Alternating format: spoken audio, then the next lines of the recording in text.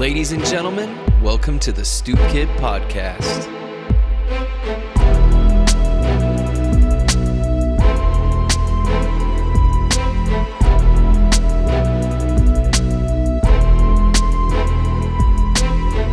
Hey everybody, welcome to the Stoop Kid Podcast, where we connect with people about their accomplishments, experiences, and goals, and we build that cheat sheet on life. Today is an absolute fucking treat for us. We have Big MF Matt Freeman here, and he's coming out of Total Wrestling Federation, TWF. You can find him at Big MF 209 on Instagram. How the fuck you doing today, dude? I'm doing great. Everybody should go find me there. It's free entertainment. My life is nothing but entertaining. I'm shout out to last night. Me and my main man CJ Dirt, been my tag team partner through thick and thin for the last 6 years. We lost the straps in Modesto, but it won't be long. We're gonna hunt those dirty son of a bitches, El Flaco Loco and Santino. I don't know what the fuck he changed his name to, but as far as I'm concerned, he made his name by holding my fucking jock, and he was the guy.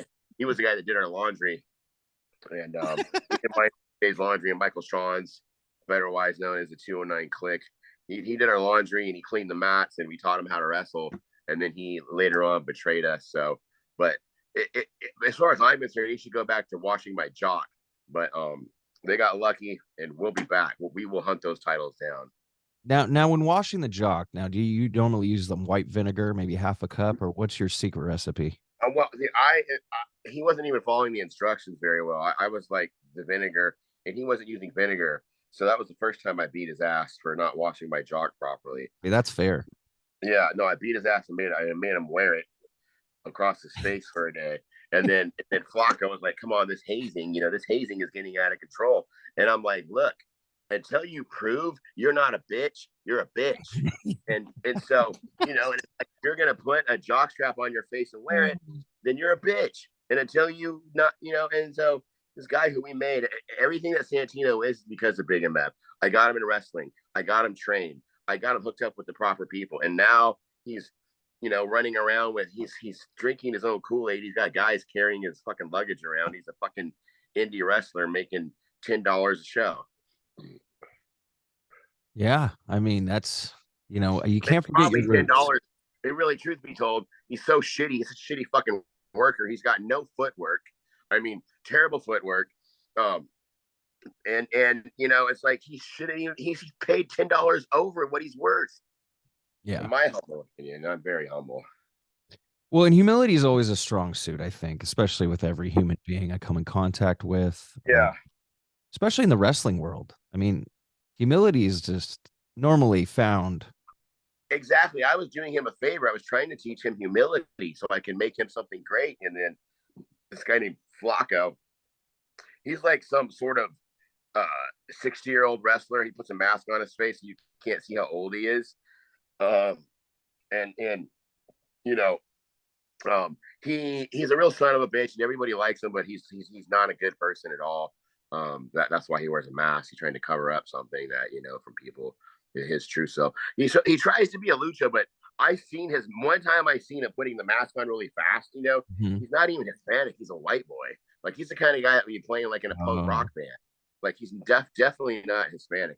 He's kind of pulling the Carlos Mencia thing, if you will. I got a good enough. I saw a dirty white boy like real quick. I couldn't, I didn't get I got a good enough glimpse to know he's faking it. He's not even a lucha. He's not even a lucha. He's an American. Yeah, that's kind of true. I mean, those two don't go quite hand in hand. No, and nobody cared about Flacco. He was retired. He supposedly had some sort of brain tumor. I don't even think that was true. I think he made the whole thing up to get attention. And then he retired from wrestling, came back, and they're like, oh, here's the Northern California Hall of Famer. And I'm like, what's the Northern California Hall of Fame? Have you ever heard of that? Have you ever heard of that? No, not at all. Yeah, and you probably know about a lot of things, right? Like you have a podcast. It's your business to know, stuff. Have you ever heard of the Indie Wrestling No-Cal Hall of Fame? I have not. Yeah, no, neither have I until Flacco told me he was a Hall of Famer, and he would say this all the time and then he started like just getting to Santino saying, "Why are you letting those guys put jocks around your face?" And I'm like, I'm teaching this kid to go in the business the humble way. Like we had him breaking down 5 rings, and cleaning and getting our drinks. Like, if you're training with me and I'm teaching you how to fight. If I tell you, go get me a morning after pill, that means, bitch, go get it. I need it. If I tell you, I need you to go get my Valtrax, get me my Valtrax. If I tell you that I'm not going to say this stuff. The other stuff that I might need, if I need an adrenaline shot, get me an adrenaline shot. Yeah. So, and that's what we were doing. And you need some Narcan. You need some Narcan. Somewhere along the line, he lost his gratitude and betrayed us. See, and if he was a real connect, he'd get you the stuff that wasn't even FDA approved. I mean, a little more imported, if you will. I got handled. So, for our listeners that aren't so familiar, who is the 209 Express, and when did that start? Okay, so the 209. Okay, so me and many years ago, I became friends with CJ. I'll pull the curtains back a little bit. So in wrestling, there are those who, it's a crazy world of carnies and tricksters and cons, and there's good people too and bad people, and it's definitely a crazy world and so I came from jiu-jitsu. I started training at the Lions Den 20 years ago. Ken Shamrock's Lions, and I've trained with Nick Diaz. I've been Steve Heath, the guy who taught Nick Diaz. I've been around and trained for a long time, had some pro fights. I've done boxing, pro wrestling. Got into pro wrestling a little bit later on in life, in my 40s. I started pretty late. And I didn't know, like, what the fuck I was getting myself into. Right. It's a world of insanity. Compared to the other world I came from, which is another world, that's pretty crazy too. Nothing prepared me for pro wrestling. Like, and I'm still blown away by it. Like, just the insanity of what goes on. So I met CJ at a school. And let me get back to that. I met CJ at a school of a guy who probably shouldn't be teaching a wrestling class, but because, like, back in the day before the internet, people didn't know everything about jiu-jitsu. Some guys could say they were from Brazil and teach, even though they were not maybe who they said they were. I got a story on that. Later on, we'll go back into that. Don't forget me, the fake Brazilian dude. We'll go back. That's a great story.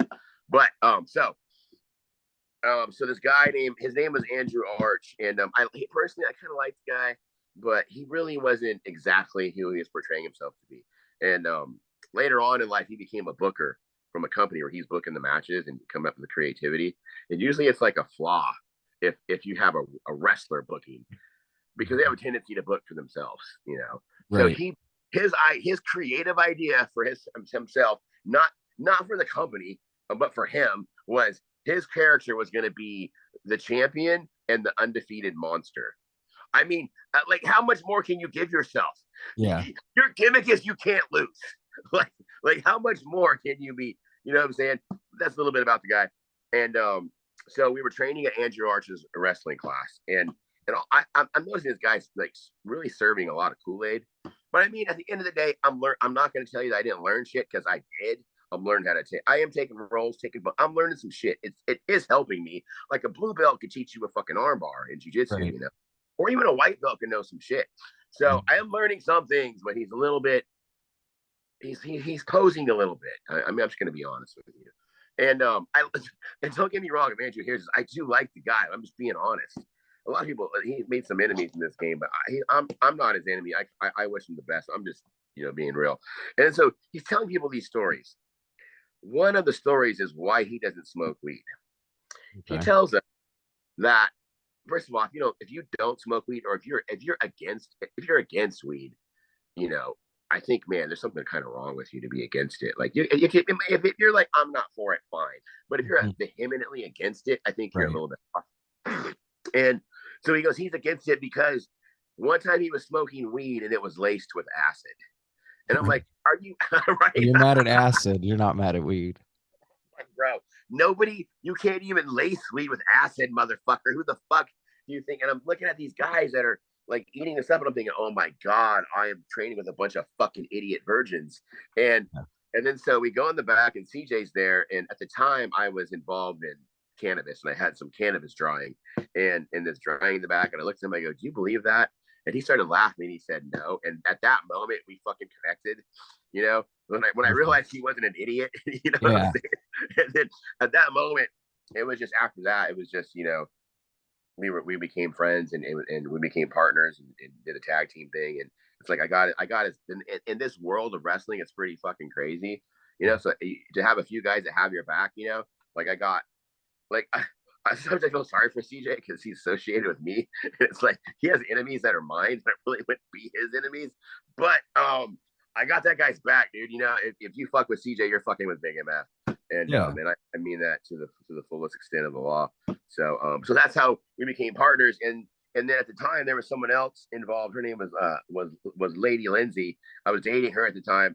And I got her.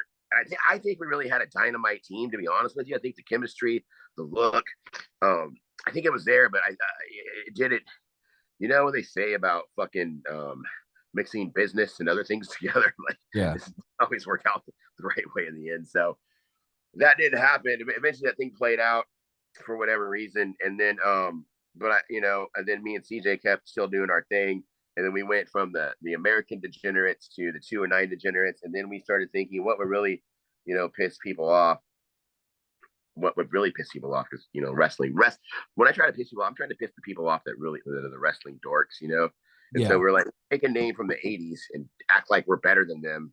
And then like you can't take someone. So the Midnight Express, we're actually paying homage to 209 Express. You know, bridging the gap.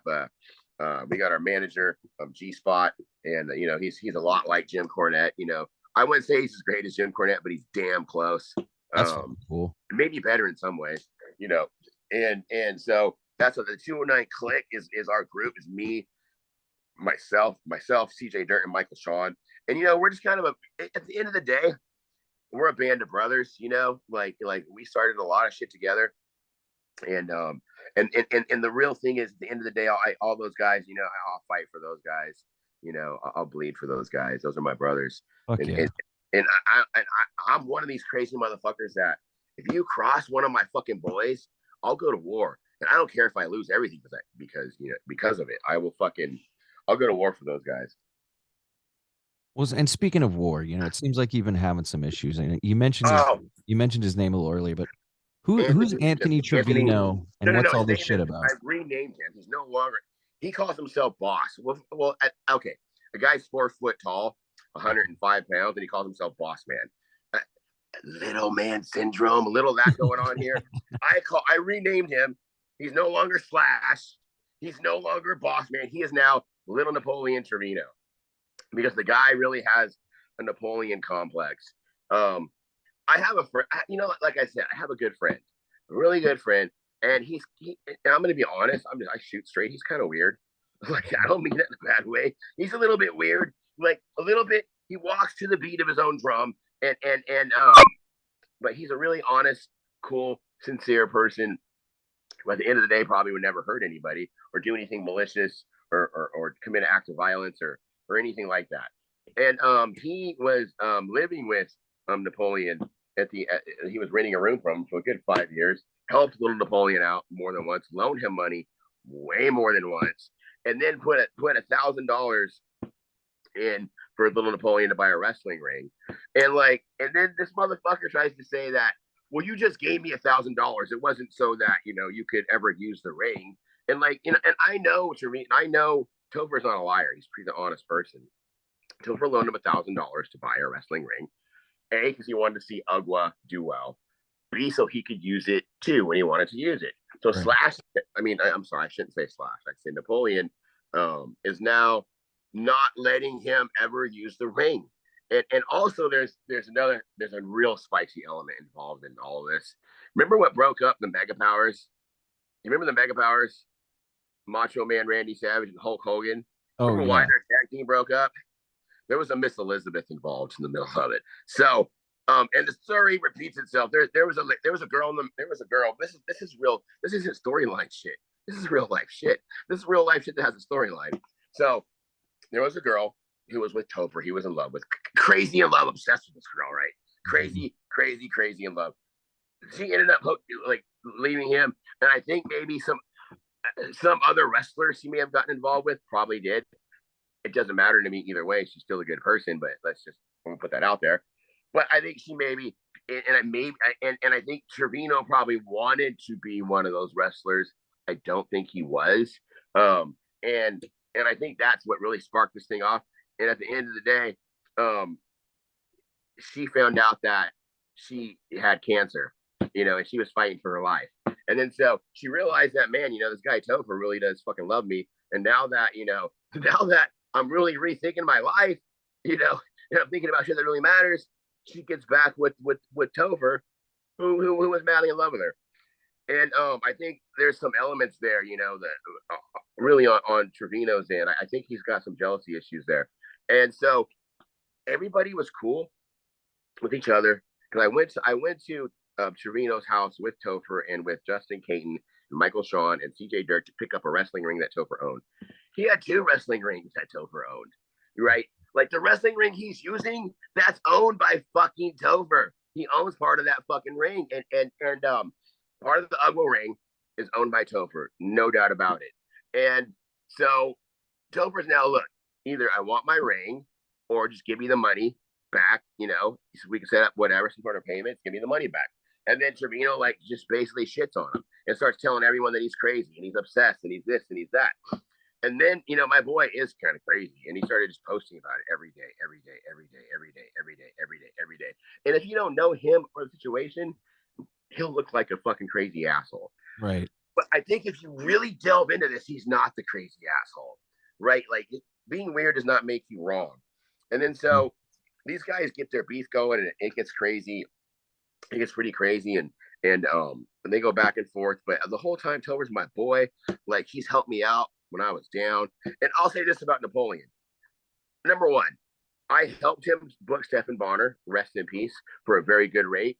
I also got a sponsor to cover the flight because he couldn't afford it to do the show. And then I also worked 3 of his shows for free. And when that motherfucker was going to lose his house, I donated money to the fucking charity show to pay his fucking rent so he could save his fucking house.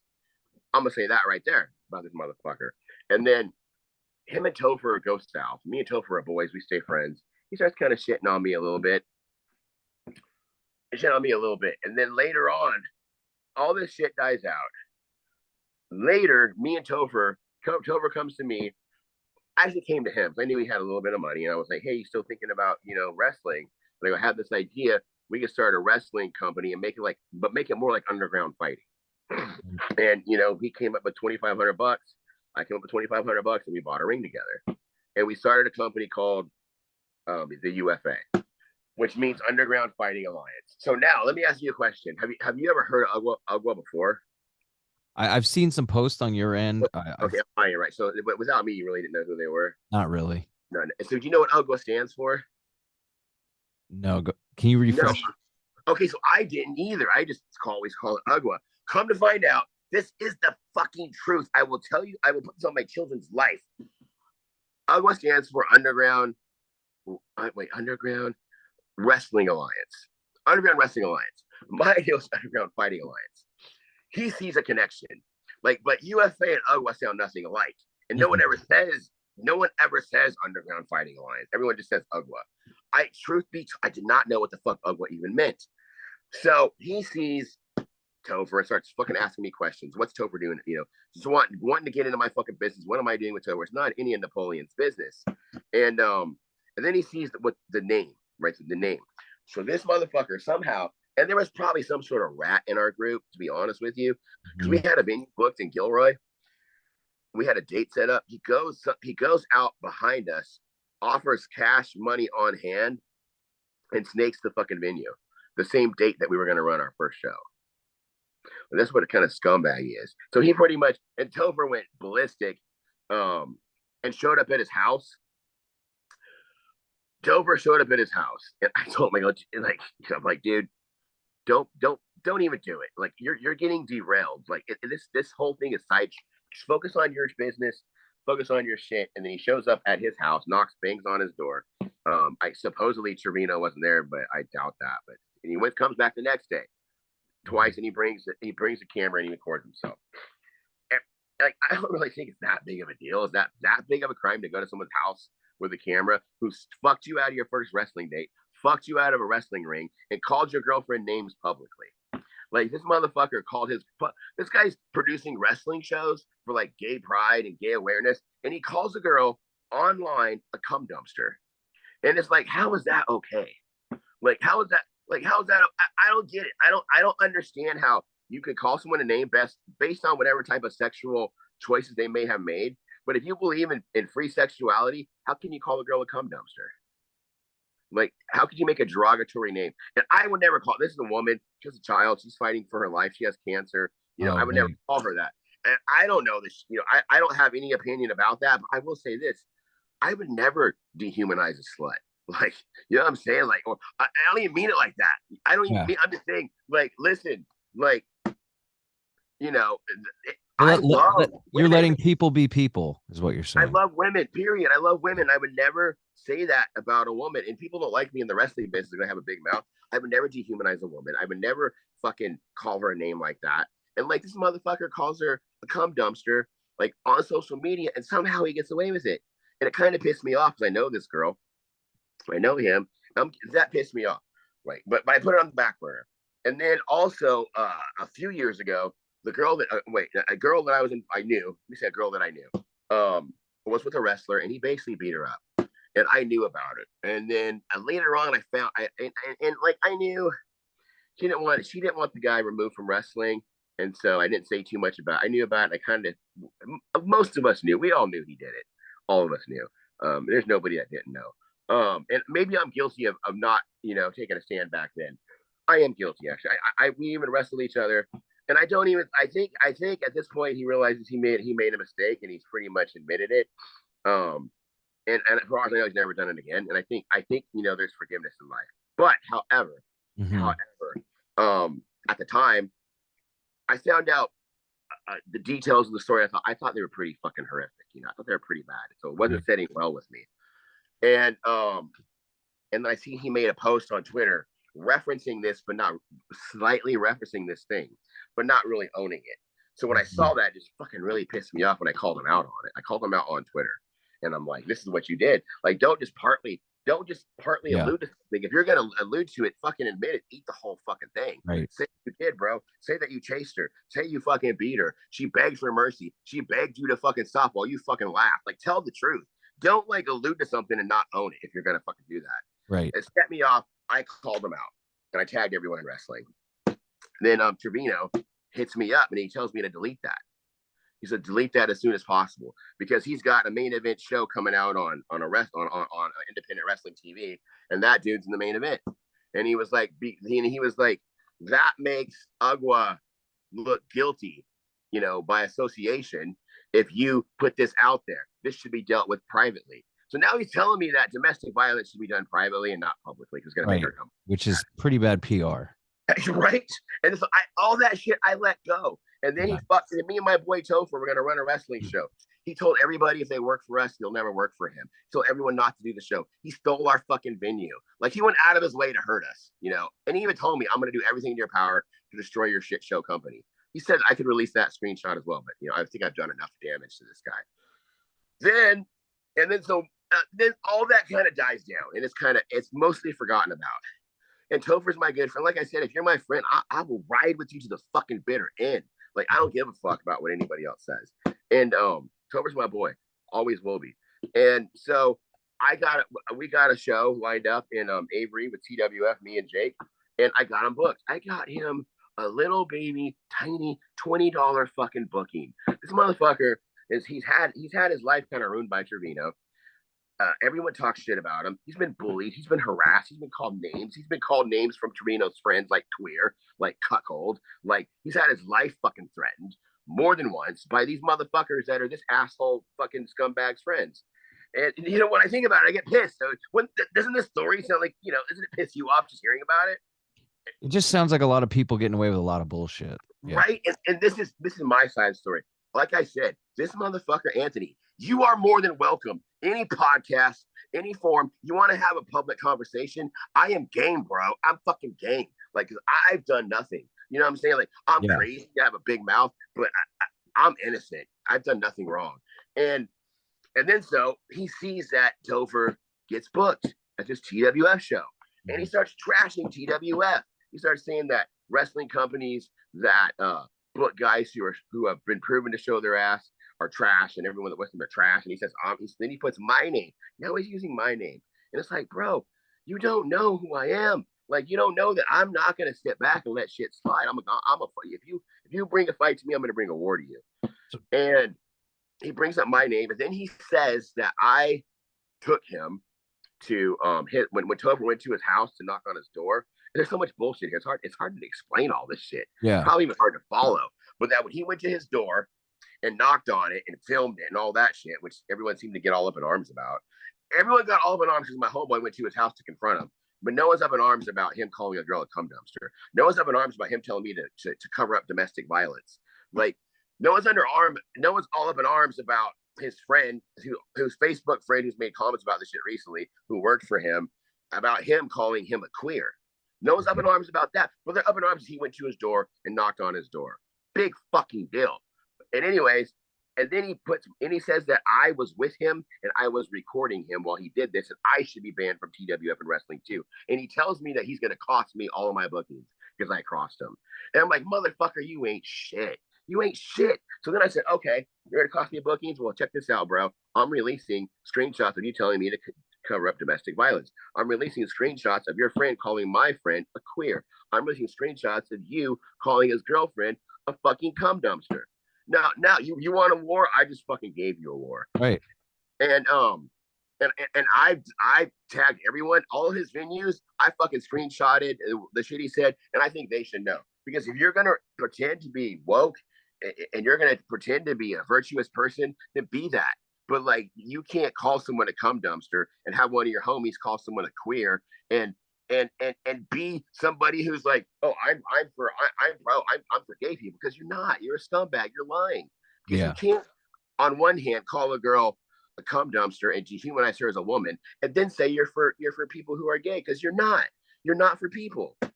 That's my take on it. Mm-hmm. That's what happened. Man, and it pretty much, it really pissed me off. And I really don't see how he gets away with this shit. I don't. And I think wrestling is full of a lot of fake people. Yeah. But, which is a word you don't normally want to use. Right. No, different type of fake. Wrestling is real, but people in wrestling are some people. No, I know. People. I'm just fucking with you. There are people that are like, yes, I'm glad you did that. I'm so glad you did that. But I'm like, yo, you're glad that I did that? How about a retweet, motherfucker? Like, all these motherfuckers are telling me this, but like, nobody fucking wants to put their hand on this. Yeah. Well, and that's exactly it. Like, everyone wants to be a hero, but no one wants to fucking go through the process of getting beat down to become one. And I wanted to add something based on what you were telling me. It's like, it sounds like this Napoleon fellow who wants you to play by this rule of being professional and not throwing companies under the bus. Seemed like he had no problem throwing, like you said, TWF and yourself under the bus on public forums. So it's kind of weird. He wants you to play by the rules, but he's not willing to follow those same standards himself. Well, that's what Napoleon would do, right? Yeah. So anyway, that's where we're at. And listen, at the end of the day, like, I'm a bad motherfucker. And like, am I the toughest guy in the world? No, but I'm tougher than most of you. Like, am I a UFC fighter? No, but I swear to God, I'll fuck up like 90% people, like a good 80 to 90% of the people on this fucking planet. Like, I've been training for 20 fucking years. Like, I guarantee you, I would break every bone in his body and not even fucking break a sweat. So, right. And I don't think he knows anyone that's fucking as bad as me either. So, like, if I was a violent person, which I'm not, I'm not really a violent, like, violence has its place in a ring, in a cage, in a fight. Yeah. But like, in real life, I don't believe in violence, or else I would have fucked this dude up, because I can. The only reason why he's not fucked up is I chose not to fuck him up. Yeah. Well, and you know that it's not worth it. You know that it would just be downfall for you and backlash on your end, and it wouldn't help you out at all. So what's the fucking point? No, it wouldn't. He deserves it. He really deserves to get slapped. Right. But I already know he's a cop calling bitch ass motherfucker, which is why I went the screenshot route. I'm like, motherfucker, I'm going to do at your own bitch ass game, because we've had private conversations. This fucking bitch bitch, Napoleon Trevino, he posted my screenshots over some other shit a long time ago. Like, I'm like, oh, and that was a private conversation. I'm like, bro, you're fucking posting private conversations now? Oh, guess what? I just posted one of our private conversations now. And then, man, there's a little bit more to the story, but there's one piece I'm not going to tell. And Trevino, I'm pretty sure you're watching. There's a piece of this that I'm not telling right now that I know that you do not want getting out. And there was something that was brought up to him by the homeboy Topher. And when Topher brought this thing up, immediately Trevino wanted peace. Immediately Trevino deleted all of his comments. So Trevino, if I were you, I'd keep my mouth shut and I'd be good to people. I wouldn't call women cum dumpsters. I would probably even you really should put out a fucking public apology for doing shit like that. You should apologize to wrestling fans for covering up domestic violence. You should apologize to women for referring to them that way. And you should get rid of your fucking friend that's on repeatedly called my friend a queer. Repeatedly. Not that there's anything wrong with being gay, but you're calling someone that like it would be bad if he was. You did it repeatedly. You called him a cuck repeatedly. You screamed it at him. You followed him around when he was fucking. This is Sean Allen, by the way. Sean Allen. I think he goes by Shawn Michaels in wrestling. You followed him to the bus stop, drove by where he was sitting, and yelled queer out the fucking window. Like, you're a fucking scumbag.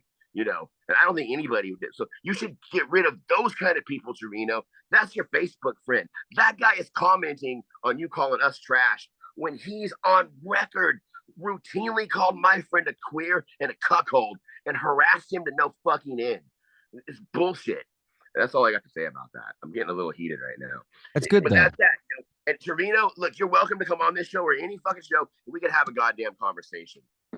Yeah, like men, like you should be able to, pre-workouts and all. Yeah. Just put the rat on the table. You know what I mean? Definitely.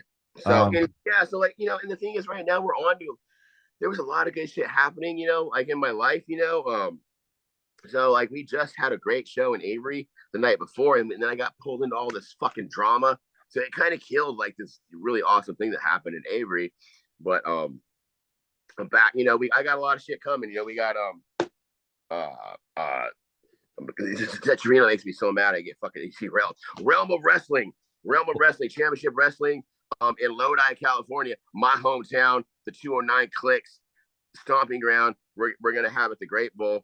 You should actually, I think you should be there. It's September 11th, Lodi, California. Doors open at 5:00, where they have the Grape Festival at. Realm of Wrestling. Gangrel's gonna be there. Fox News gonna be there. Gangrel's gonna be there. Gangrel's gonna be there. Big Holy Fawn's shit. gonna be there. The 209 Click's gonna be there. So dang. I highly suggest you be there or and anybody else. It's gonna be a banging show. I promise all the Stocktonians out there that I am gonna be Stockton slapping somebody. I don't know if I'm gonna win. I don't know if I'm gonna lose, but I know someone's getting Stockton slapped. I think that's all we want. I think representing the 209, that's pretty much the finishing move of gents. And I think, it needs to be said. I think there's a lot of people out there that need a nice slap, clearly. I listen, besides the Diaz brothers, I've been Stockton slapping motherfuckers for a long motherfucking time, man. And I love a slap. I love my cousin Super Cuz, Rob Dog Loco. I seen him slap. My cousin was like over 200 pounds when he was 13. He was fighting grown men when we were kids. And I seen him like I learned how devastating a slap was from him. And I seen him slap people and knock them out. So like I realized a long time ago how powerful the slap is. And it's like when you slap a motherfucker in the face and they're all dingy and they get the sting of the slap and they feel like a bitch. And then they realize at the same time they don't want no more. No. And like you said, it's not a closed fist. There's something much more demeaning about it. Right? Like, Trevino, I'm gonna say Trevino wouldn't get this. He get my backhand. Oh yes, and that's a respect thing. He's not even worthy of my fucking palm. Right. He's worthy of my backhand. It gives you a little. The backhand is much more of a. Yeah, it's got much more. I'm a very, very nice person. There's not very many people backhand. There's only a few because I'll slap you like a bitch, but I won't backhand you like a bitch. Right. So I'm pretty good that way. But like Napoleon, you got to take him down a few pegs, you know. Oh, he get backhanded for sure. Like if he really has some balls, I'd fight him. Like I would set up some rules. Like I would like tie my left hand, or I would not use my feet or my left. I just use my right. I agree to that. Like we get into like a form of combat where nope, I can't kick, I can't use my left hand, I could just use my right hand. Like I would set up if he really wanted it. Like I'd set up some sort of rules that he had total advantage, and I would only have one weapon. Or maybe he could kick, he could punch, he can knee. I can't. I can only take him down and grapple. Something to make it because I really feel like he needs to have his ass whipped. I really believe that. Like yeah. But I don't think it's going to happen because he's not ever going to man up. And at the same time, he's a cop caller. So probably not going to happen. Yeah, that's tough. I mean, and then, keeping it in the ring might not be enough humility for that man, unfortunately. No. But yeah, Realm of Wrestling, back to that, Lodi, Grateful, Gangrel is going to be there. It's a new company. And they're going to be around for a minute, and it's going to be a good show. Big Fonz, Big Fonz, he's a stunt double. I think he's on the Rock. He's an extra or a double for the Rock on that TV show. No shit. Big Fonz is huge. But Fatu, I could go on and on and on and on and on. But Realm of Wrestling, Championship Wrestling, Lodi Great Pavilion. Get your fucking tickets. It's gonna be one hell of a show. And I promise you this: I will fucking bring some entertainment to your motherfucking life. Fuck yeah. And tell the people you've been to my shows. Tell the people what it's like to watch the Big MF wrestle. I've been trying to get you on the show since July because I went down to Mountain House Bar and Grill that one fateful evening I brought the kids and I said, come on, let's check it out. And I was not disappointed. And if anything, I was brought back to what I loved about wrestling back in the 99, like the late 90s to early 2000s, the Attitude Era, where I feel like it was just at its peak of saying probably the most crazy shit they've ever gotten away with saying on television. Oh, yeah, I love that era. Management was great. Ownership was kind of tricky, but I mean, I think that's always going to be the case, especially in wrestling, no matter what facet of wrestling you're in. Like you said, it's a lot of shiesty. It's a lot of like circus type individuals that just run the shit like a 3-ring circus. And, but seeing the actual presentation and everything there, let alone a bar, like I was amazed once you guys took it out of the ring. I remember I was following you around with my phone with my 5-year-old son, and just watching Michael get hit in the head with the Hayashi get hit in the head with the bell. There was a bell like on the side post, and you smacked him into it. I mean, it just like there was so much fun. Pick up the trash can. I don't even remember that.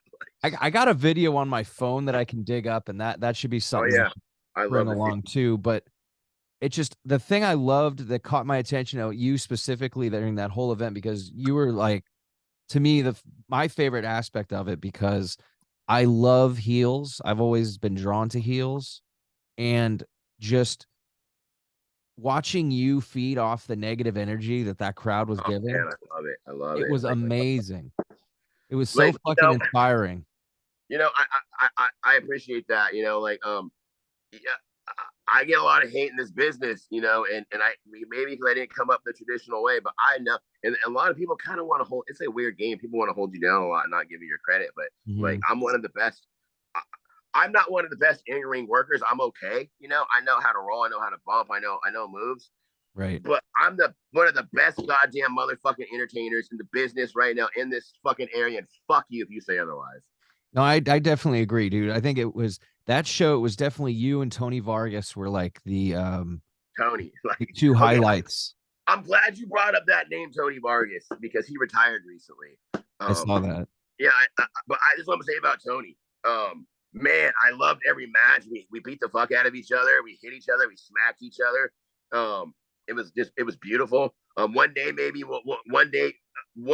and Tony might have a real dog collar knockdown drag out match where we fucking walk away bleeding and fucked up. That Hell in a Cell type shit.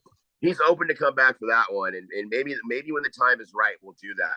But but I'm gonna say this. I'm gonna break kayfabe. Tony's my fucking boy. Like in this business, there's so many pussies. There's so many fake fucking tough guys, bitches. Like he's not one of them. And like I know all these bitches, like all of them, like almost all of them, without a doubt, I would fuck them up, and I would fuck them up. I'd break arms, whatever I wanted to do. Like they're not on my level in a real fight. Tony Vargas is another animal. That's a bad motherfucker. Yeah. You know, and one of the few. And I think me and Tony really are a throwback to what used to exist when wrestlers were some of the toughest guys around. Like when you didn't fuck with a wrestler. I mean, nowadays, even on Raw, you see fans running in the ring and wrestlers not even fucking defending themselves. No. You know, Tony's a bad motherfucker. I'm glad. I'm not glad. I'm really happy.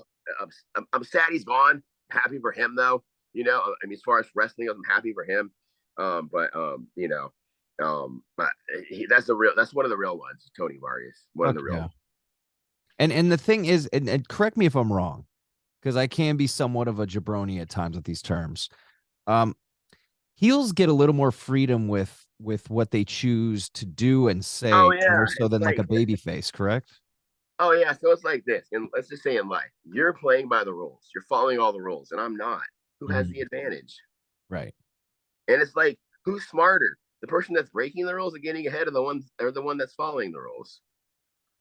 And I think that's just me in life too. Like, not that I'm saying I'm a bad motherfucker, but I always like to know what the rules are, so I potentially don't have to follow them, because I'm a rebel at heart, and that's the word I like to use. I don't like to be too like, oh, I'm a badass, but I'm not. I like bending rules. I feel like rules are kind of in place. I believe the way to win is to exploit the rules. Right. Exploiting the rules in football, in baseball, push the rules to the limit. In life, like you're at work, figure out the rules and find the gray areas and go for it. That, you know, life is about winning. Everything is a game. Your job is a game. Wrestling is a game. Fight is a game. There's rules to everything. Take those rules and work them to your fucking advantage. That's wrestling. That's manipulate fighting. The rules. Fighting. Yeah. Like works, game of numbers. You got to make those. This is what I realized, man. I'm a high school dropout, and for a long time I had a lot of issues, man. I had no confidence. I didn't make a lot of money. I was scared. And one day I realized that life is about numbers, and all I have to figure out is a way to make these numbers say what they want them to say. And once those numbers say the right thing, I win. And that was a game changer for me. Realizing that changed my life. Yeah. And I think too, rules in some cases are meant to support an agenda or support an individual. They're not always meant for everyone's well-being or success. So it's important to identify what you need, right? And then go from there. So no, in every system of rules, there's a way for you to bend them to your advantage. And I think that's fair. You know, I there's not a rule for it to be fair, but you know, that would defeat the fun of the whole point. There's not a rule that says you can't bend rules. Exactly. There's not a rule that says you can't exploit rules. There's not a rule that says that you can't push it to the very fucking limit. Right before it snaps. Right before it snaps. Exactly. The breaking point. We think a lot alike. I like you. I didn't know you that well before this podcast. You know, however, I did see that you were training in jiu-jitsu, and I'm always happy to see someone delve into the jiu-jitsu journey. I think it makes you a better person all the way around, stronger mentally, physically, emotionally. So I'm glad you embarked on this jiu-jitsu journey. And to give you a little insight on my jiu-jitsu journey, which is forever a fucking journey. You're never, even as a black belt, then you just want degrees of it. You're never done. Right. So I always bookmark my humble moments in my jiu-jitsu journey, and I like to correct them and address them. Like you said, accountability. What was that? There are many humbling moments for everyone that embarks in this journey. Oh, and that's what gets you going where you need to be. You know, that mental toughness isn't something that can grow in a matter of months or even years. It takes a long fucking time, and that there's a reason for that. You know, you got to callous your soul in a way. And for me, like, I remember even a couple months ago, I was getting smashed, right? And I remember I tapped, and I had the dude who was a blue belt, who's a badass, ex-military, of course, it always seems it's either ex-military or current police officer. But these dudes, you know, he told me, he said, listen, man, just because it's uncomfortable doesn't mean you should tap. The only time you should tap is when you feel like something's gonna break, Oh man, where it hurts, you know, where it fucking hurts in a weird way. But I'm like, it really fucking, I'm glad he talked to me about that, because humility is everything. Like, if you can't understand what you need to like break down with yourself, then you can't fucking come at others in any way, and you can't be like an quote unquote a real man, bro, and you can't get better. Exactly. So, and by him telling you that, he helps you get better. So what happened there is like in the past where you would have maybe tapped, you didn't. And so then you're pushing your ability to take the extremes of jiu-jitsu to another level, to where now like you're not tapping, and that your training partners who are used to seeing you tap maybe kind of get thrown off because you're still fighting, and that creates a scramble. And when you fight, that was probably I'm gonna bet this, you're fighting yourself getting in more scrambles where you get out of bad situations. Yeah, it's gotten a lot better, because if anything you learn in jiu-jitsu, timing, it's persistence. Just because they think they're going to choke you out, give them 2 more shots. Maybe they won't. Make them work for it, you know, and those 2 other attempts, they might make a mistake and you might get something. So it's just not giving up so fast is really a huge. That's life. That's jiu-jitsu. That's life. You get put in bad positions, don't give up. You feel like it's over, don't give up. Like, you never know. He might have his hooks in. He might have that choke in, and you're able to barely get out of that fucking. Like, I've had matches in competition where, you know, where I was literally, I felt defeated, and I believed I was going to be defeated, and I felt crushed, and I felt hopeless, and I felt like, I remember one match in particular, I felt like I couldn't win, and he was better than me. And then all of a sudden, I rolled him, and I got on top. And then I went from feeling that like I couldn't win, all of a sudden I realized I can win. Right. Now he's in trouble. So like, and I think that's what I love about jiu-jitsu.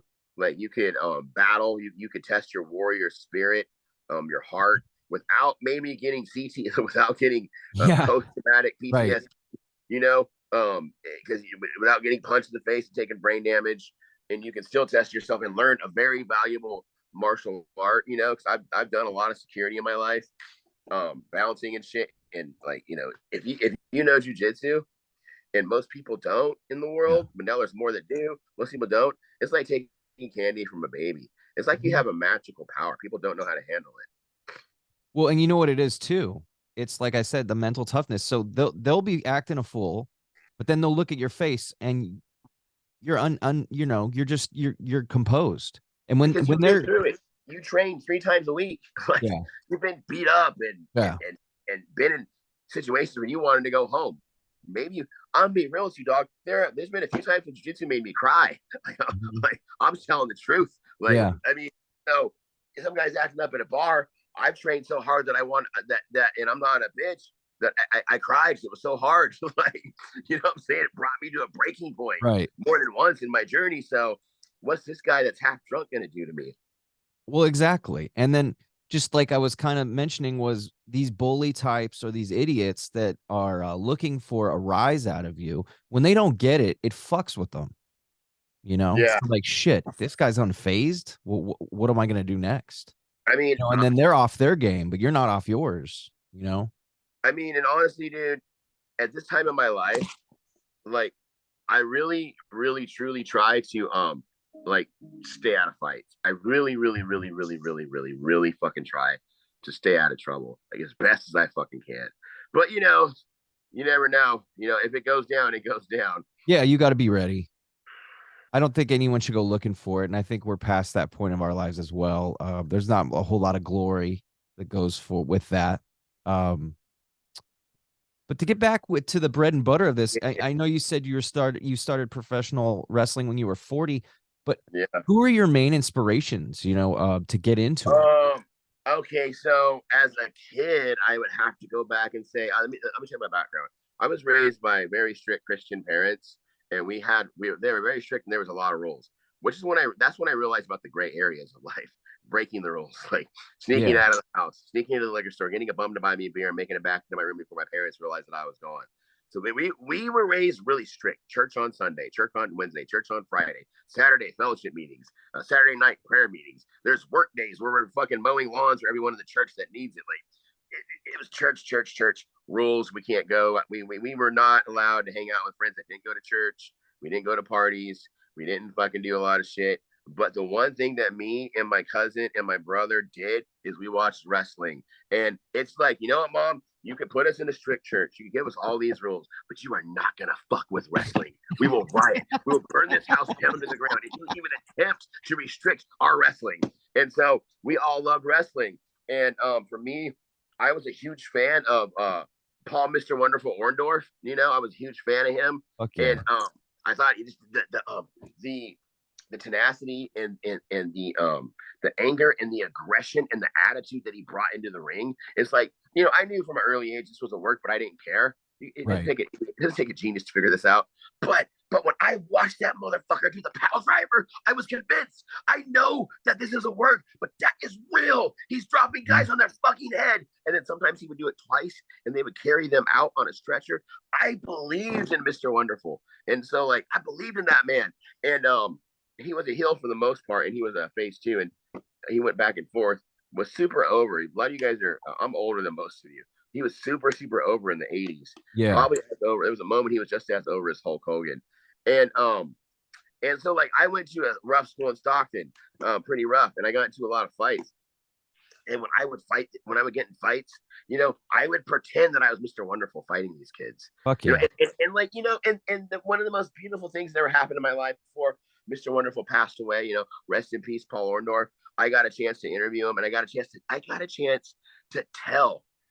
I'm gonna tell a story after this too. I got a chance to tell my childhood idol that when I was a kid and I would get in fights, I would pretend that I was you. And that got me through some tough times. And that motherfucker told me he almost teared up.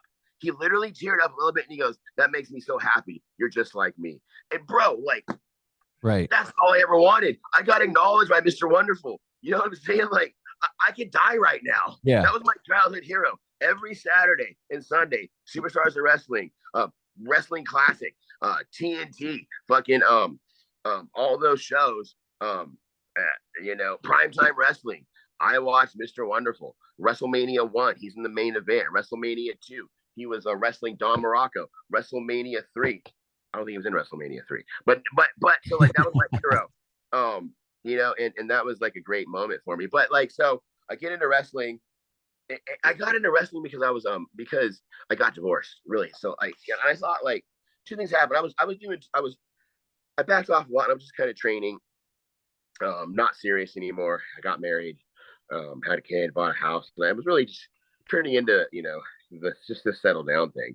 I was a domesticated Big MF at the time, a domesticated junkyard dog, and then so things didn't work out, and I got divorced. And I'm like, holy shit, I didn't see this coming. Like one of those things that I didn't see coming, and so I was kind of thrown off guard by it. And I'm like, fuck.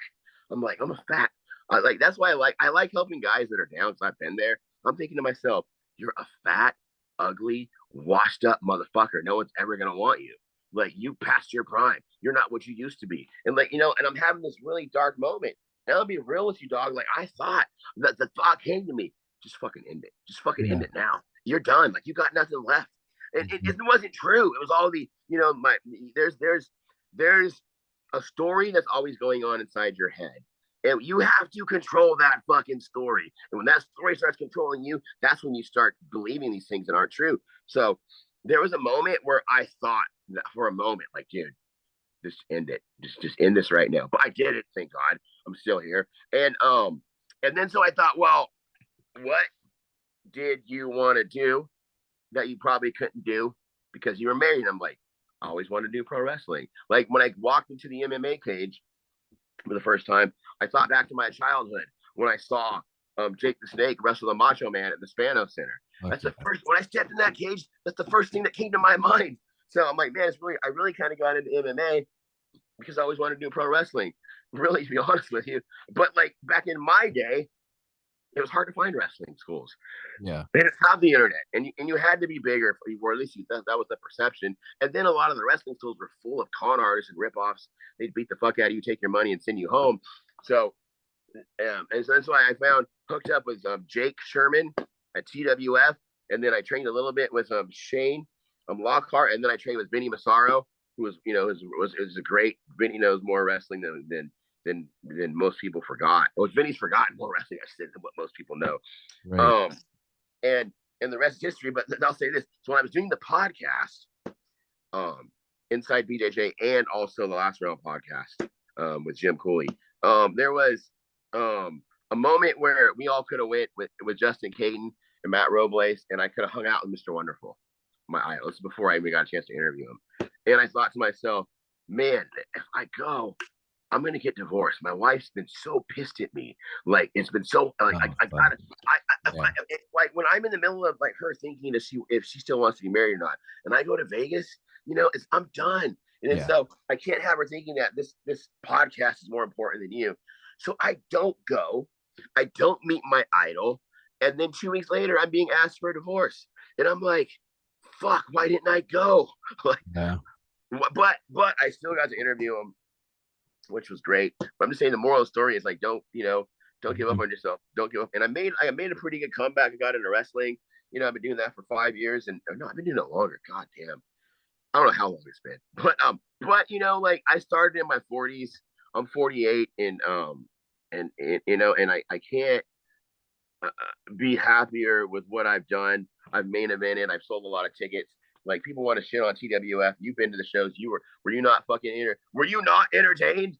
Yeah, no, I was very entertained. I was laughing the whole time. I liked too when you'd come up and walk around. So even when you weren't wrestling, and I don't even think WWE guys do this shit. You were walking around and you were still you. You were still giving people shit. It's not like you were just breaking character or anything. It was beautiful because everyone could feel like they were in it. And I don't think you even get that in higher production system. No, you don't. No. So this is the thing about it. This is the most beautiful, poetic part about indie wrestling. You really get to get brought into the show. Like, and I love WWE. I was WWE for life and all that shit. But you go to a WWE show, it's not the same. It's great in its own way. It's great, but like, it's a production. It's a high end. It's a high production, but you don't get the realness and the rawness, and you don't really get to be drawn in the way you could get drawn in an indie wrestling show. And I think a lot of people think like, oh, you just get to see behind the curtain more. No, you don't. You just get to see like the realness of it, which might sound crazy to some people, but like you said, makes total sense what you're saying. But maybe not to everybody, but maybe not to everybody. But fuck them. Fuck those people. But well, I'm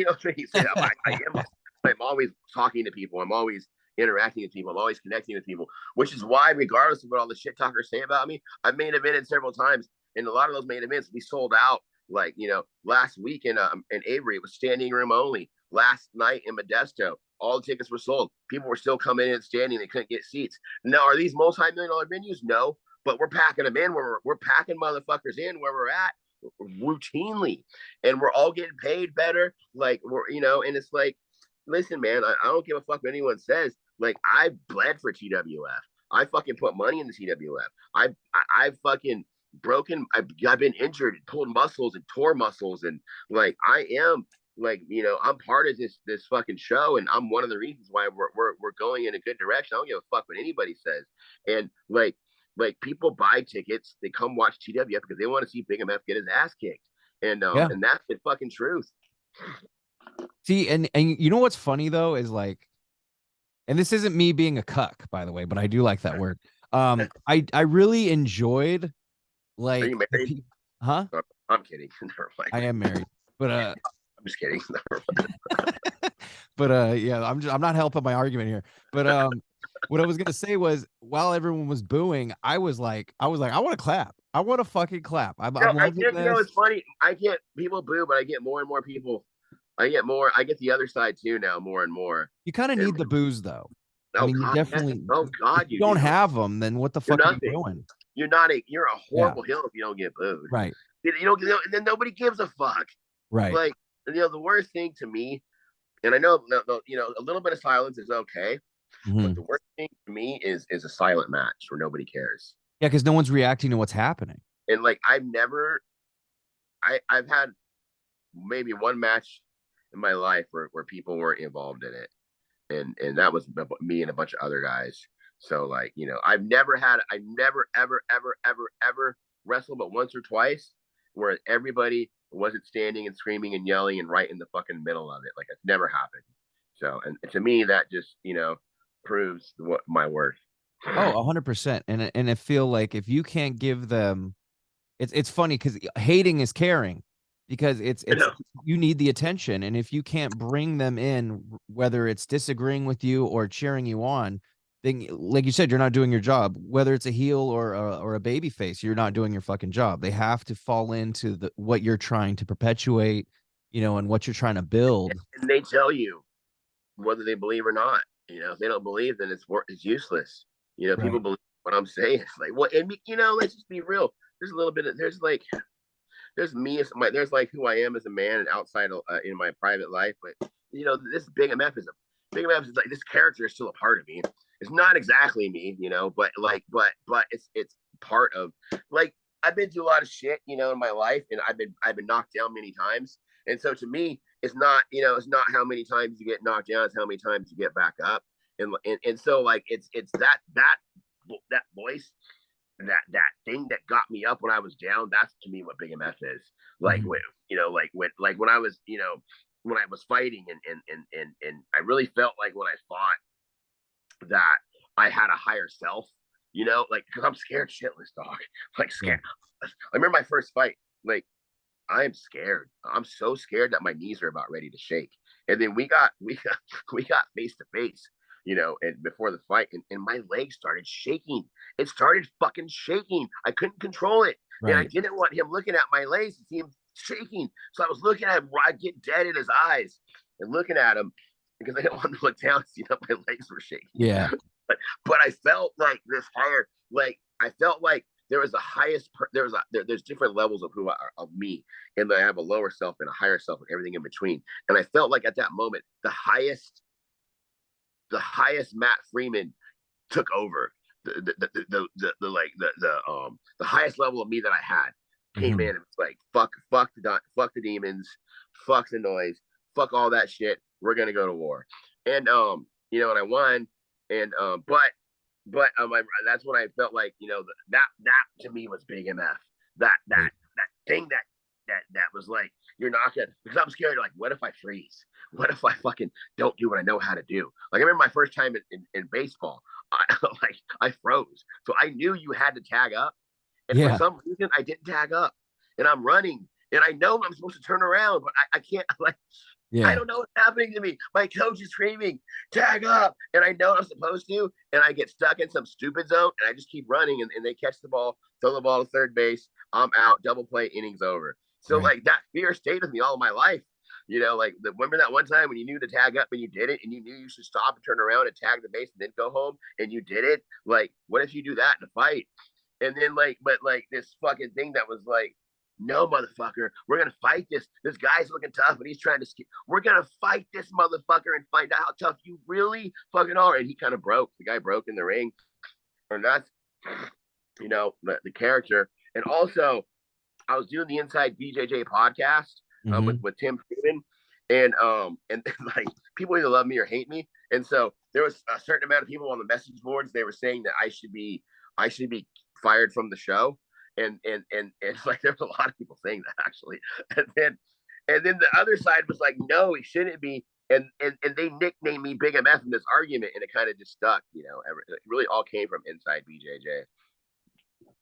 Dude, I mean, that's fucking beautiful. You know, it's and I was gonna ask you, not substance wise, but what is your like pre-match zen or whatever the fuck you do? Okay.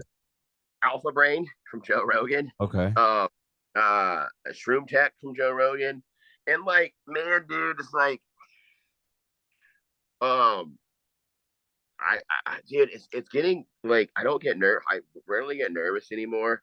And I don't even, sometimes I don't even want to, honestly, I think, why am I still doing my pre-match is this? Why am I still doing this?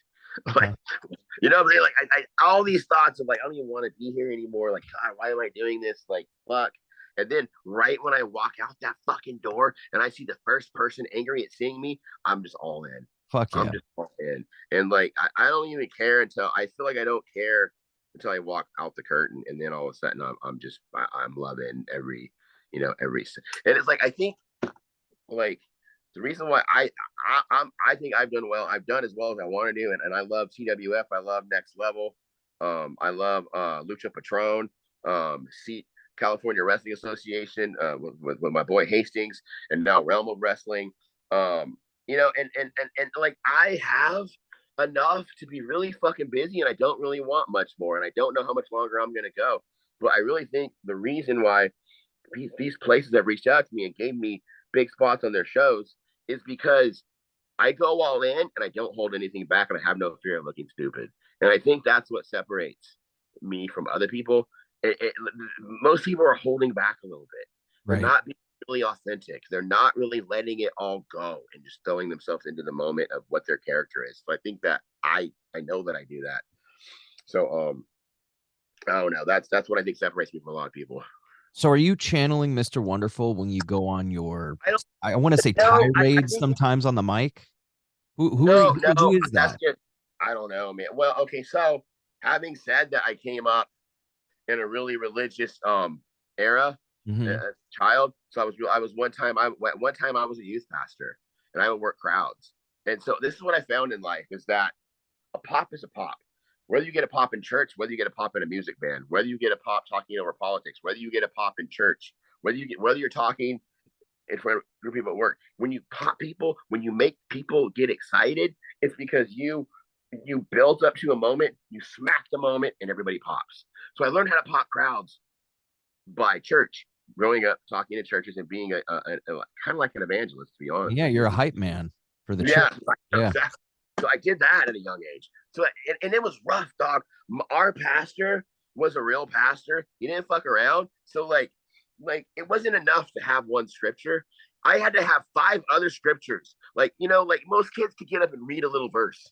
Okay, cool. You read a little verse. I had to explain what the verse meant. I had to go back and like give other verses and cross reference. I had to know the Greek meaning for this word. The fucking all this goddamn shit I had to do, and I had to do it in front of a group of old people who were kind of mean and didn't like young people.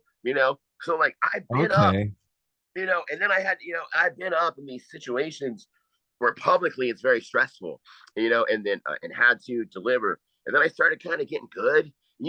When you're getting good is when you get the motherfuckers jumping around and they're really digging what you're saying. So like I think I learned how to connect to a crowd, and it's like the energy, like they would say in church, they would say, well, you got to find the channel of the spirit, meaning there's a direction that it's going in, and you got to hit that channel. And like every service would be different, and they would say you got to find the area that God is moving. But to me, it all transcends, and whatever. I still believe in God. Maybe my beliefs have evolved, right? But God, and I think that like there's energy in a room, and you got to find where the energy is going, and you become, as a performer, you become one with that energy, and you channel it. It was the same way in church, where everybody would feel involved, and we would all celebrate. And it's in wrestling. It's the same thing in wrestling. It's in a band when you're playing a song and you hit that solo and everyone's jumping and they're all happy. It was in wrestling when I finally get that fucking bump and I finally get knocked on my ass and they explode, Well, similar to stand-up too, like once you hit that punchline, you build to a moment and you deliver a punchline. You build to a moment, you deliver a move. And I really think so many guys, they do so many moves, but they don't build to a move and make that move mean something. Right. It's like so it's not going to hit. Yeah. They do too much, really. They do too much. So like, when I don't know, back in my day when I watched wrestling, but really, if you're not building to, if you don't make wrestling, you have to make everything mean something. And if you do a million different things, then you took away all the meaning of the other things that you did. If I hit you with a big move, and then I hit you with another big move, and another big move, if I hit you with 20 devastating right hands, well, the right hand don't mean nothing then. Exactly. I said hit you with one right hand, and then you go out. Holy shit, that's one hell of a right hand. But if I throw 1,000 right hands, how good is my right hand? Yeah. because that's all why you got. that's what, you know. But so that's why I learned that, you know, was, I think it was church. That's how they're gonna work a crowd. And then, you know, being I have learning, I have dyslexia, pretty extreme. I have attention deficit disorder. So I had a hard time learning things quick. So like, I think, you know, I relied on charm, I relied on wit, I relied on personality in life, because I had a hard time with the other shit. So I think that, you know, another part of the reason probably that I could get up and I realized that there's things people are afraid of: a fight and public speaking. And I'm like, you could public speak and you could fight. You've already beaten what people are afraid of. So at work, what saves me is I could speak in front of a group with whether I know what I'm talking about or not, with fucking confidence that what I'm saying is the fucking truth. Right.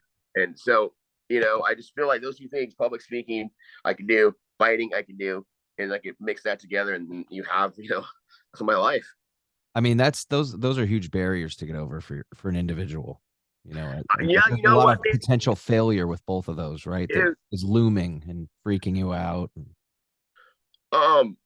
Yeah, and then also like just the deficit of coming in with something like dyslexia, like it gets overlooked a lot. And the older I got, the more I started thinking about it and researching it.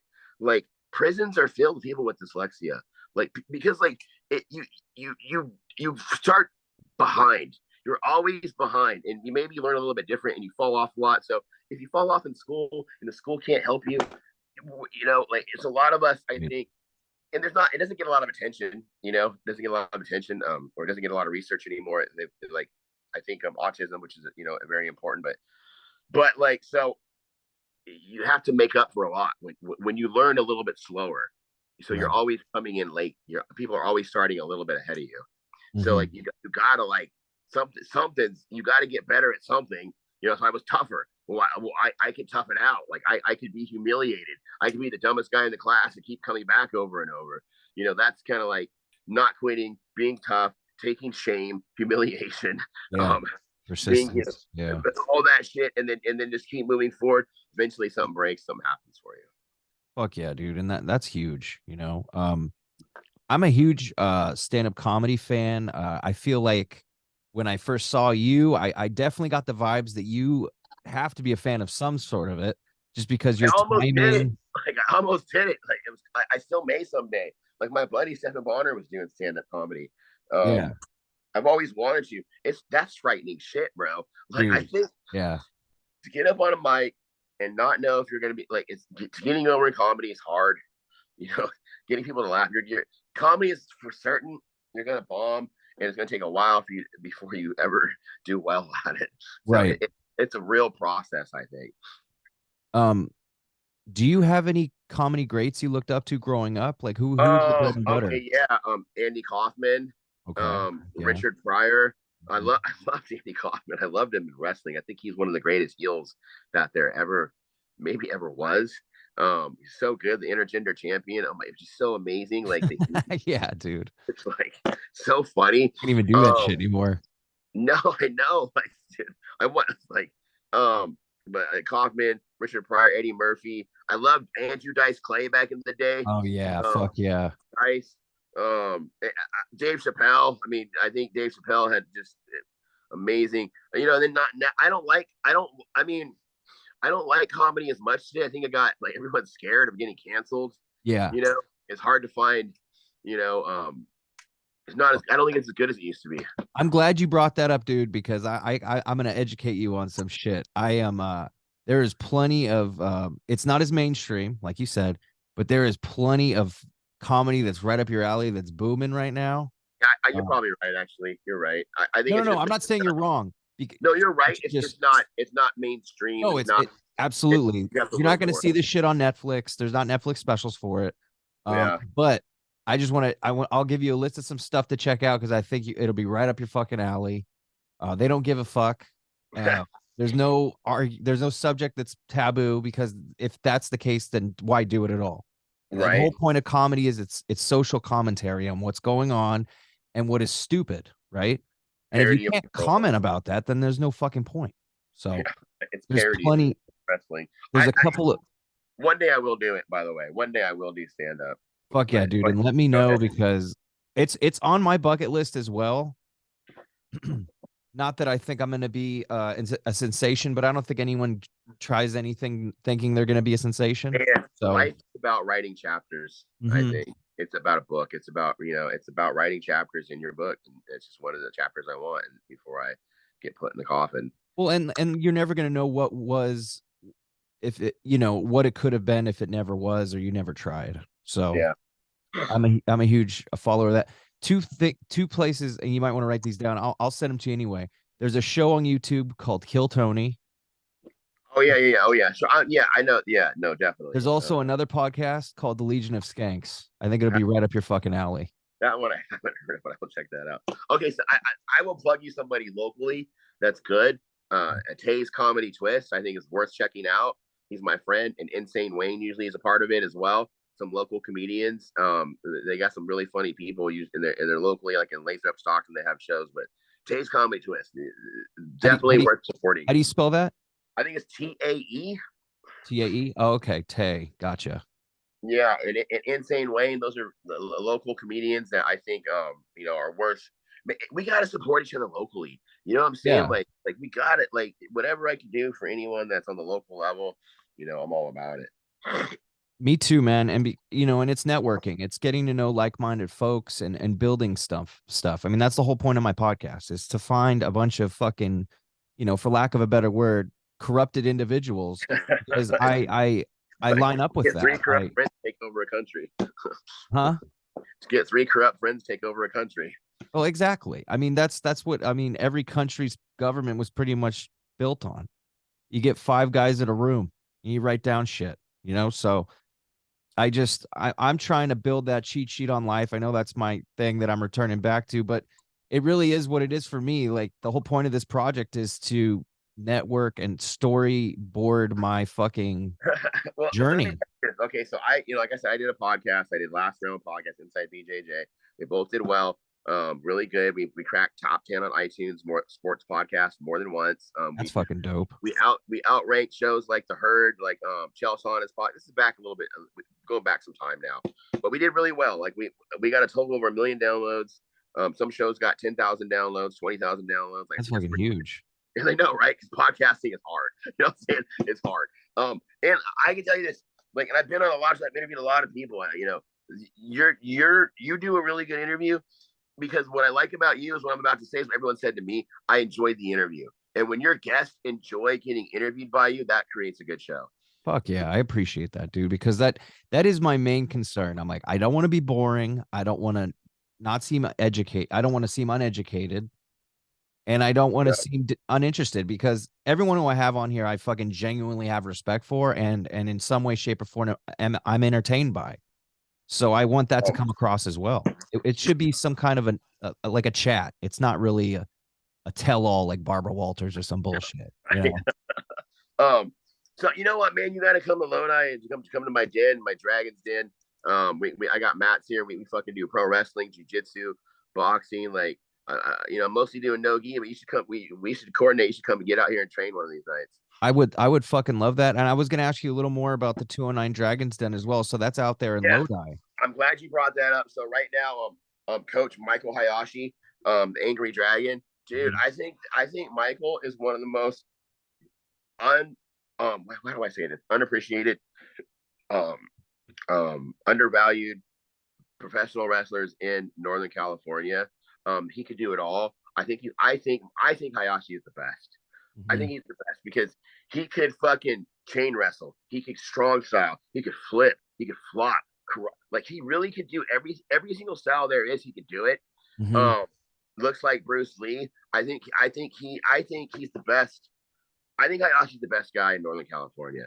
And I think he deserves, more than. But then Michael don't do a very good job of promoting himself. Like he really doesn't. Like, he barely does social media. And then he's got friends like me who are always causing problems in wrestling and never take. Like, my attitude is I'm not going to take shit from anybody. Right. Not always the best attitude to have. Like, but hey, it's your attitude. It's funny. But Hayashi, pro wrestling, we're training with Michael Hayashi and also CJ Dirt, who's another CJ's a goddamn amazing worker. CJ's better in the ring than me. He's younger. CJ's got a career in this. I'm 48. CJ's got a great character. All CJ does is wrestling. Like, and like that's why I feel like, I don't know, man. We have friends that have gone to some high places and they don't like they grease. How do I say this? If I don't get over the wall with my boys, I didn't get over the wall. And I'm just saying, there's people out there that they've climbed up and they don't help CJ get booked. I just think it's bullshit. I think if you do a show in Sacramento, you're not booking CJ. Fuck you. Like, really, you're not. And if you know CJ and you're booking in Sacramento and you're booking in fucking San Francisco and fuck you. Like, he's one of the best fucking guys. And if you can't acknowledge that, you got, I don't know, you got some sort of bias. But CJ is, helps people out, and then Michael Sean. Michael's been wrestling since he was 14. I don't think he talks himself up enough. Michael's trained under everybody from Reno Scum to Vinny Massaro to he's trained under so many people. He started wrestling when he was a teenager. Like, Michael's really good. And Michael Sean's, helping over there. So it's a very good place to train. Like, we don't fuck with people. We don't belittle people. Like, in wrestling, you'll find a lot of that. I think that anybody who has a dream should come and give it your best shot. And you might not be good. It's just like jiu-jitsu, but wrestling's even harder, bro. It's like, you gotta love it. Like, you could do jiu-jitsu and think, well, I don't want to compete. I don't want to be a fighter. I just want to train. You're not going to fucking last in pro wrestling unless you want to pro wrestle. The training is hard. The bumping is hard. Some of the training is scary. It hurts. It hurts a lot. And like, so you have to love it, but at the same time, you have to have some patience with yourself and realize that it's going to take a long time to really get to where you want to go. So, but I think it's a really good school. Michael's a great teacher. And honestly, like, I might be crazy, but if you're with me, like, you're fucking with me. If somebody fucks with you, they fuck with me. Like, I'll fight with you, but I'll fight for my boys if it costs me everything. So, like, you definitely have someone in your corner that is nothing but loyal to a fault. And then we also will do some self-defense. We'll do some boxing. We'll do some fucking kickboxing, jiu-jitsu, no-gi grappling. We can mix it up, pretty much do a mixture, of everything. But, pro wrestling is the main thing. But, I got other people that want, if they want, to delve into some other shit. Especially, I like self-defense a lot. I like teaching people how to fight. I like teaching, women how to fight. Kids. Give them some basic self-defense skills, basic strikes, basic jabs, right hands, some basic takedowns, basic grappling. Like, if someone wanted to learn how to fight, maybe not for the cage, but if you just wanted to really learn how to fight to defend yourself, I could really help you there. I can help you out a lot. I could show you all the basics and pretty much teach you enough to where you're not gonna get your ass kicked in a street fight against a regular person. If someone trains, self-defense with me for 3 or 4 months, you're not gonna lose a street fight to somebody who's never fought before, who's never trained before. That's just a regular. I could take anybody. This is what I could do. Anybody, almost anybody. Some people just have no athletic skills, but anybody, almost anyone, I could teach in 4 or 5 months how to beat up the best street fighter out there. You know what I'm saying? So if you want to learn self-defense, I really like helping people learn how to defend themselves. So we got all that. So hit me up on like Instagram 209 Big MF, or find me on Facebook, Matt Freeman. Send me a message if you want to come train. I'd be happy to introduce you to Coach Hayashi. Mike is so humble. He's such a nice guy. Mm-hmm. He's Hayashi's a great human being. He really is. And there's not a lot of great human beings in wrestling. So that's cool. Cause ever since, I started following you on social media, even back in July, I noticed that you and Michael Hayashi are very close. And it's ironic too, cause you guys pretty much hate each other inside the ring. I mean, in the ring, I'll fuck him up. Like, Mike, we're competitive in the ring. Like, Michael, Michael's good, but like, he's not. I'll fuck him up in the ring. We get in the ring, it's all bets are fucking closed. And I like that. But Michael's good. Michael can shoot. Michael knows it all, man. He's good. He's good guy to train with. You can't train with. I mean, in my opinion, there's a lot of wrestling schools that are good. If you're in Sacramento, the academy is great. You got Tony Vargas and piece of shit Flacco training over there. And once in a while, Big Ugly shows up. That's a great place to train if you're in the Sacramento area. If you're in Stockton Lodi, you want to do pro wrestling. If you go anywhere else, you're just fucking stupid.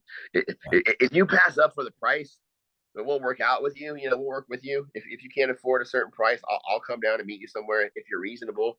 You got to realize it costs something. You got to pay a price to get something. You got Michael Hayashi for training for 20 years.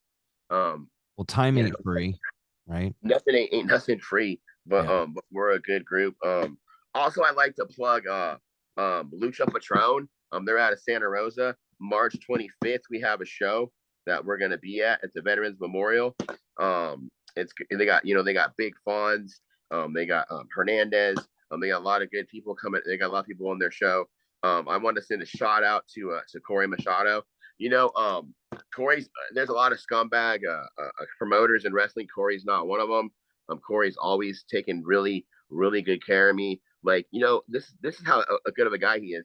He saw me on Facebook when it was my daughter's birthday, and he fucking Venmo me money for her birthday. Wow. That's how good of a dude Corey is. So recently I saw some people.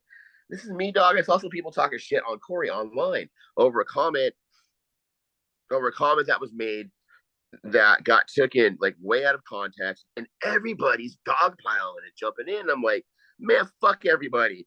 Corey's fuck all of you. Corey's he's a straight up good guy, takes care of people. All you guys are burying him. They're burying him, and even scumbag fucking Napoleon what's the name again? I forgot Trevino. Napoleon Trevino was jumping in on that one, and because some little comment about paying people, but it got taken away out of context. Corey's always paid me well, but then how I was saying how people will tell me, oh, well, that was so good what you said to fucking Trevino. I'm so surprised you took so long to do that. I'm glad you did it. And I'm like, well, fucking Art, why don't you give me a retweet, bitch? But all these people, they'll think something and they won't say it, but I will say the things I fucking think. So then there's Dog Toy. I'm like, fuck all of you. And usually it works against me for doing this, right? It's not always work out. But then Corey sees it and he's like, bro, he's like, you're the only guy that's ever had my back. You're the only guy that publicly took a stand on my side when I was getting fucking, just everybody's dogpiling on me. And so he fucking goes, you know what, man? He goes, I don't even know if I should say this, but I'm just going to say it anyways. I think people should know how good of a guy he is. He goes, he's all, you just doubled your pay. And he's all, and every time you're out here, I'm getting you a room too. So that's the kind of stand-up guy that Corey is. And I love working. I love that dude. I love that dude. I love his family. I love his lady. I love his dad. They're really amazing. They're amazing people. I love working for them, and they have my fucking loyalty. I'll go to war for those guys. Next level, I kind of helped start that the first 5 or 6 shows. Me, CJ Dirt, Michael Sean, Justin Caton, and Lindsay. We really worked hard to get those first 5, 6 shows off the ground. They were during the COVID era. They were in my backyard on the lowdown. And so we put Next Level on the map, and so it's growing. They got a show coming up in Rio Linda this month. They're on CTS TV. You can find them on Roku, CTS TV. Every Thursday night we have a show, and I'm commentating all those shows. So I would definitely check out Next Level. Me, Jake Sherman, and Mike Shoot. I swear to God, man, our commentary, it's the best type. It's really fucking good. The chemistry is great between me, Shoop, and Jake. It's some of the best. The commentary alone is worth tuning for. I swear to God, I encourage you to download CSTV on Roku, Next Level. Check that out. Every Thursday night we have a new show. We have a new show out. And I do have the Roku channel, so I will definitely check that out. And that is awesome. Honestly, dude, check it out and let me know. I'm curious to your opinion. Let me know what you think. But I'm pretty proud of that broadcast team. I mean, yeah, it's like it may be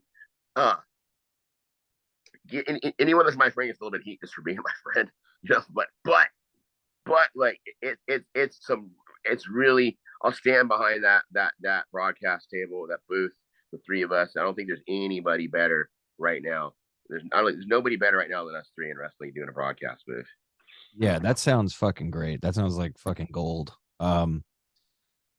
Before we sign off, and before we do plugs, because even though you've been doing plugs, I'm gonna have you do some of your more recent plugs at the end. That way, because that's just how we do shit. But I was gonna say, you mentioned it's painful. You mentioned you're dealing with a lot of pain. So, what is your post match or post training regimen to help with your ailments? Both, 40, a blunt, and a good time. When the show is over, as far as I'm concerned, it's time to party. It's time, you know what I'm saying? Like, we did our thing, and usually it's time to fucking go, and it's time to have a good time, and it's time to have some drinks and maybe smoke a little something and do whatever you're gonna do. But it's party time when the show's over. Oh, dude. And that's what's convenient about some of your locations too, because I noticed they're at a lot of bars, so that kind of comes in handy. Now, maybe this is too much of a personal question, but do they give you do you get a tab, or do they fucking still charge you? Every place is different, Mm-hmm. I usually, first of all, some places they'll which could be dangerous for me, like they'll give me free drinks. Yeah. But, a lot of fans will buy, like, after my shows, a lot of you guys will like buy my drinks, which I'm like, fuck it, I just risk my body for entertainment. So if you want to buy me a drink, I'm good with that. Yeah. Fuck yeah. But I get a lot of people will usually, I usually won't spend too much on drinks, and I'm not begging or looking for people to do that. Right. Right. But you're not going to turn one down either, right? Fuck, I mean, why would you? Turn down a drink, like, yeah. Never. But yeah. I love the Veterans Hall shows, the bar shows, the one in Tracy that I met you at. That's a really nice venue. Dog, I'll tell you a story about that real quick. I know we talked a lot, but no, it's cool. Like Vinny, I started my training with Vinny. He was wrestling. Well, he was wrestling. Let me think. One of these kids was really good. Fuck, I'm drawing a blank. Can't remember his name. Midas Tree. I think Midas Tree. And honestly, it wasn't. I don't know. I was like, man, it wasn't. I thought it wasn't as good as it could have been, and so I was kind of in the back, talking shit, and I was kind of drunk, and Vinny starts flipping me off during the match, and for a moment, I thought, fuck you. And I kind of got legit, bit, and then so he was flipping. Then he was pointing at me and flipping me off, talking shit. So I'm like, fuck you then. And then so I grabbed somebody's drink. I actually ended up grabbing an expensive Starbucks cup, and I rolled it in the ring. And I think I would have hit him, but I would have hit him actually. But and I love Vinny, but at that moment I was like, let's fuck. Like you. I'm like, he was kind of getting on my nerves a little bit, to be honest with you. Like, he trained me, and it's like, I felt, as much as I love the guy, respect the guy, I felt like he was talking down to me too often for my liking. I'm like, dude, I'm not under you. I'm 48. And let's just be real, bro. Let's be real, Vinny. I'll choke you out. And like, come on. Like, I love you, but I'll choke you out. Yeah. And then so I threw it, and so the cup break. Turns out her boyfriend was this really big, giant fucking biker. The guy you took the cup from, or the lady you took the cup from. Right. And then so he's mad, and I tell when you're drinking, everyone's they just like, you're kind of touchy feely. I wasn't coming on to this guy's girl or nothing, but he took it out. So he thinks that not only did I break her drink, but I'm coming on to her in his mind. So he's like, don't touch my girl, and I'm like, first of all, the first thing that happened, I was like, tell him, go fuck you. And then I was like, Matt, you have the angel and the devil. So the devil's telling me to fucking this guy up. The Yeah. Angels, dude, this is TWF's first time in this bar. Like, don't fight this guy. Like, because you're probably not going to come back if you do. So I was like, okay, let me buy you.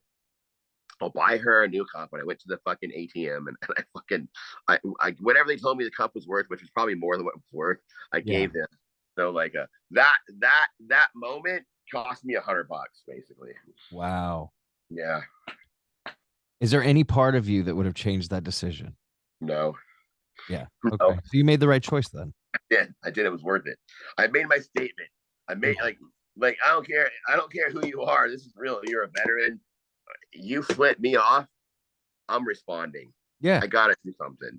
And luckily the cup was there, so I didn't have to run in the ring and beat his ass. Yeah. You know what I'm saying? It was better for him. I found a cup and threw it instead of got in the actual ring. Well, and then I was just gonna say, like, if you would have decided to keep, working per se and just go back and forth with the biker, it would have, you wouldn't necessarily have broken form, but you would have definitely put yourself in harm and maybe the production. So I would have got TWF kicked out of that bar. Yeah. So from a business perspective, it seems like you made the right choice too. I mean, Vinny owes me a rematch, because I did it. I could have went in the ring and embarrassed him that night, but I didn't.